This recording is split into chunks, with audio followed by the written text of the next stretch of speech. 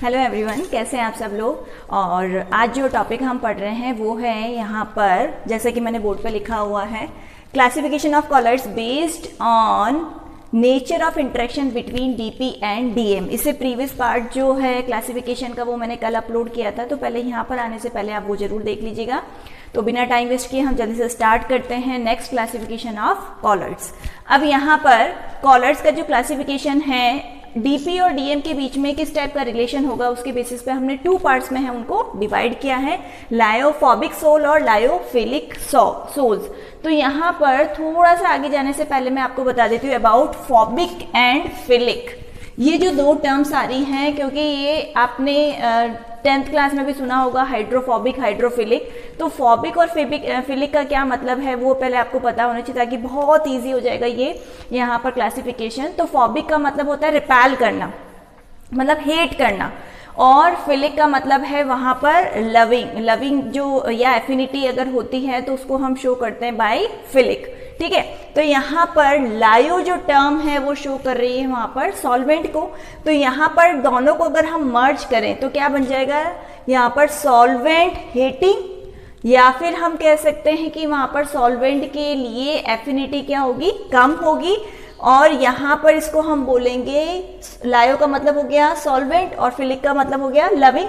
तो दोनों को मिलाकर अगर हम बोलेंगे तो क्या बन जाएगा, सॉल्वेंट लविंग। तो इस तरीके से ये तो हो गए सॉल्वेंट हीटिंग और ये क्या हो गए, सॉल्वेंट लविंग हो गए।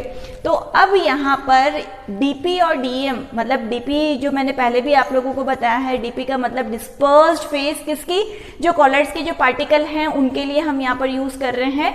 और यहाँ पर डीएम उसको हम कंपेयर कर सकते हैं विथ सॉल्वेंट, क्योंकि अमाउंट में है वो ज़्यादा होगा और जो डिस्पर्स्ड फेज है वो अमाउंट में क्या होगी, कम होगी। इस वजह से यहाँ पर उन दोनों के बीच में रिलेशन कैसा होगा, उन दोनों के बीच में एफिनिटी कैसी होगी, उसके बेसिस पे ये जो क्लासिफिकेशन है वो बेस्ड है।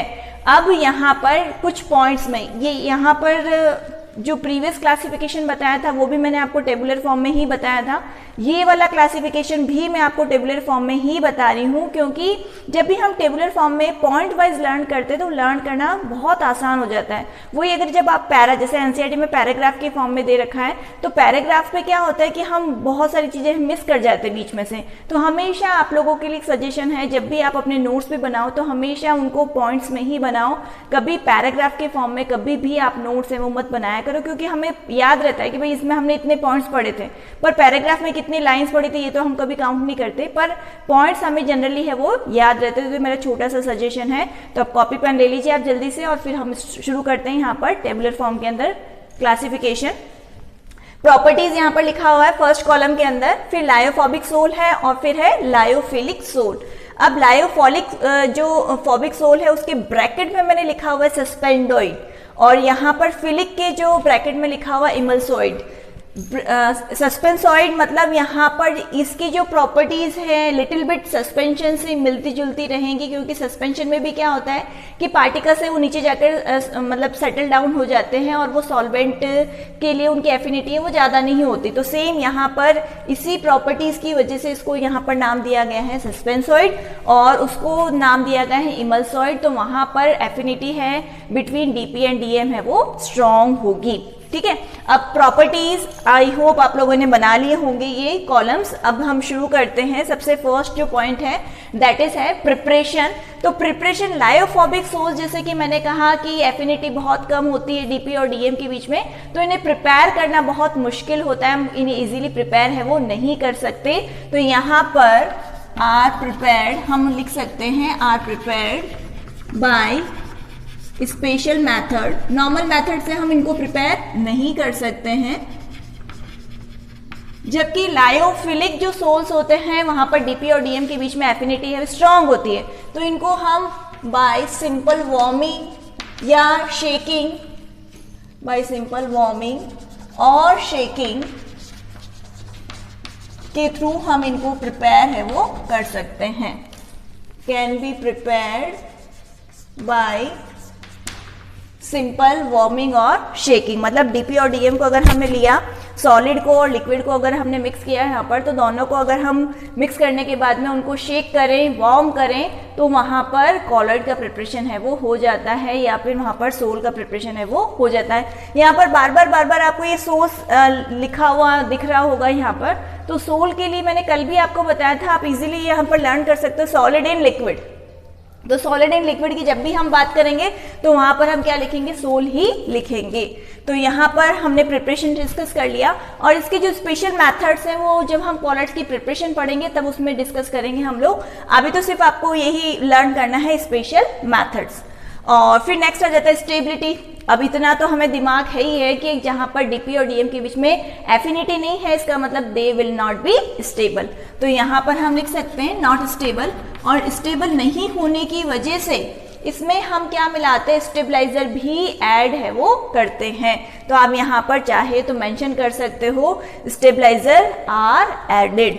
और यहाँ पर मोस्ट स्टेबल, बहुत इजीली है वो स्टेबल होते हैं, इनमें हमें कुछ भी अलग से स्टेबलाइजर भी ऐड करने की जरूरत है वो नहीं रहती है। उसके बाद में बात आती है रिवर्सिबिलिटी की। रिवर्सिबिलिटी का मतलब है जो टू वे प्रोसेस होता है, जिसमें मतलब अगर प्रोडक्ट फॉर्म हो गया तो उसको वापस हम रिएक्टेंट में कन्वर्ट कर सकते हैं। तो यहाँ पर क्या है कि जो लायोफोबिक जो सोल्स हैं वहां पर क्या है कि अगर वहां पर उसमें से जो सॉल्वेंट वाला पार्ट है वो वेपराइज हो गया, पीछे सिर्फ रेजिड्यू रह गया, और फिर हम चाहें कि इसको वापस हम वहां पर कॉलॉइड्स में कन्वर्ट करना चाहें, तो it is not possible, it is irreversible process, irreversible process. जबकि लायोफिलिक सोल्स क्योंकि एफिनिटी स्ट्रॉन्ग है, अगर वहां पर रेजिड्यू रह गया, वेपराइजेशन हो गया सॉल्वेंट का, still we can convert into colloids. तो ये प्रोसेस क्या कहलाएगा, रिवर्सिबल। यहाँ पर इसको हम रिवर्सिबल लिखेंगे। फिर आता है विस्कोसिटी।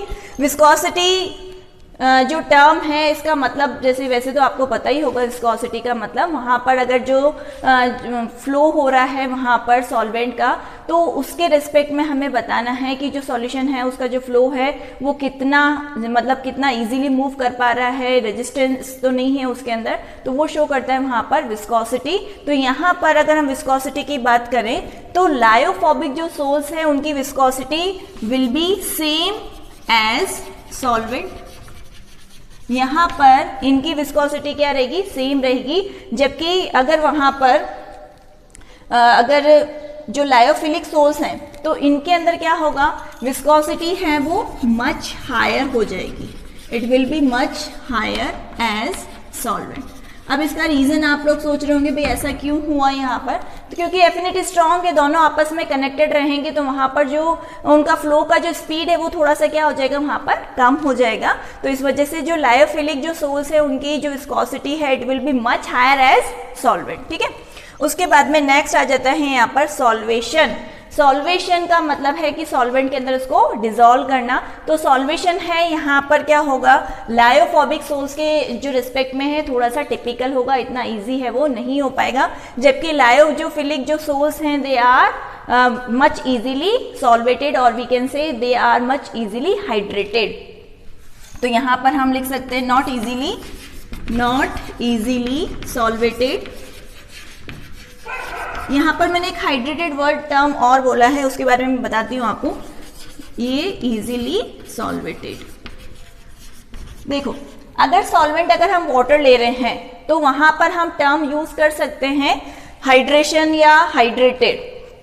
पर अगर सॉल्वेंट है, हो सकता है कि वहां पर हम सॉल्वेंट है वो वाटर नहीं ले रहे हैं, वहां पर अल्कोहल भी हो सकता है, बेंजीन है वो भी हो सकता है। तो उन केसेस में हम उसको मतलब हाइड्रोफिलिक हाइड्रोफोबिक जो सोल्स होते हैं तो वहां पर सॉल्वेंट क्या होगा, वाटर होगा। पर अगर वहां पर जो सॉल्वेंट अगर बेंजीन है तो उसको बोलेंगे बेंजोसोल, और वही अगर अल्कोहल है तो उसको हम क्या बोलेंगे, एल्कोसॉल बोलेंगे।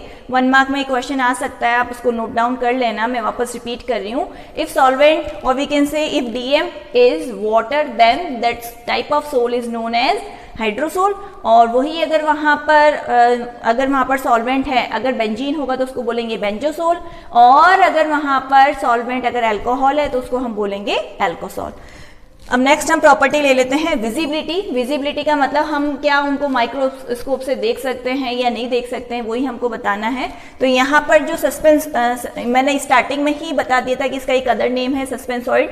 तो इसका मतलब है पार्टिकल साइज थोड़ा सा लार्जर होगा और उसको हम क्या कर सकते हैं, वहाँ पर माइक्रोस्कोप से विजिबल है ये होंगे। तो यहाँ पर हम लिख सकते हैं can be visible through microscope और ये है वो नॉट विजिबल हो जाएंगे। इनको हम माइक्रोस्कोप से नहीं देख पाएंगे, जबकि इनको है वो हम देख पाएंगे। फिर लास्ट आता है कोगुलेशन। कोगुलेशन का मतलब है प्रेसिपिटेशन। अगर हम वहां पर कोई इलेक्ट्रोलाइट ऐड करें जो कॉलॉइड्स के अंदर, तो वहां पर अगर ये वहां पर सस्पेंशन के फॉर्म में नीचे जाकर सेटल डाउन हो जाते हैं, पीपीटी के फॉर्म में नीचे जाकर सेटल डाउन हो जाते हैं, तो उस प्रॉपर्टी को हम कहते हैं कोगुलेशन और वी कैन से प्रेसिपिटेशन। तो यहाँ पर जैसा कि हमें पता है कि यहाँ पर डीपी और डीएम के बीच में जो एफिनिटी है वो स्ट्रॉन्ग नहीं है। तो यहाँ पर अगर हम थोड़ा सा भी इलेक्ट्रोलाइट ऐड कर देंगे then they are easily coagulated और we can say they are easily precipitated. और यहाँ पर इनके बीच में स्टेबिलिटी ज़्यादा है, तो ये इजीली कोगुलेट है या प्रेसिपिटेट है वो नहीं हो पाएंगे। तो लास्ट पॉइंट है, इसको हम लिख लेते हैं easily coagulated on addition of